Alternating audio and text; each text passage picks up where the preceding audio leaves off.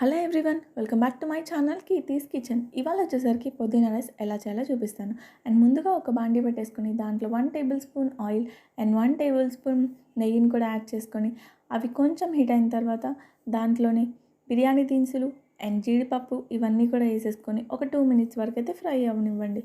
ఆ తర్వాత ముందుగా మిక్సీ పట్టుకున్న పేస్ట్ అంతా కూడా వేసేసుకొని బాగా అయితే మిక్స్ చేయాలి. పచ్చివాసన అంతా పోయేంత వరకు ఒక 2 to 3 మినిట్స్ వరకు అయితే బాగా అయితే వేగనివ్వండి.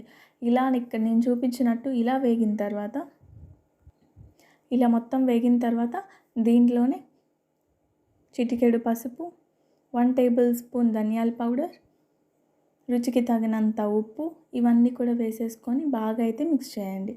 ఒక 1 మినిట్ వరకు అయితే బాగా టాస్ చేసుకుంటే కనుక అవన్నీ కూడా ఆ పేస్ట్కి అనేది బాగా పడతాయి.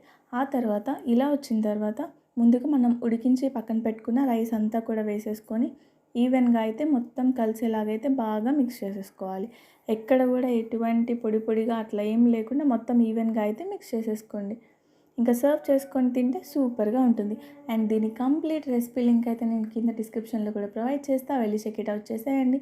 అండ్ ఇలాంటి మరిన్ని సింపుల్ రెసిపీస్ కోసం మర్చిపోకుండా ఛానల్ అయితే సబ్స్క్రైబ్ చేయండి అండ్ లైక్ కూడా చేసేయండి.